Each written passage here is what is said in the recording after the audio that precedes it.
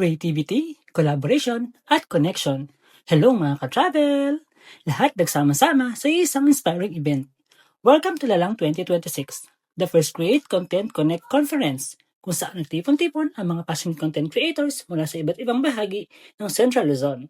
Dito, hindi lang basta sharing of ideas, kundi learning, innovation, at inspiration para sa lahat ng creators na gustong i-level up ang kanilang craft. From mastering visual photography and videography techniques, hanggang sa pag-explore kung paano makakatulong ang AI sa mas creative na storytelling, bawat session ay puno ng valuable insight. Industry speakers are also shared powerful lessons tungkol sa branding strategies, helping creators understand how to stand out and build a strong identity online.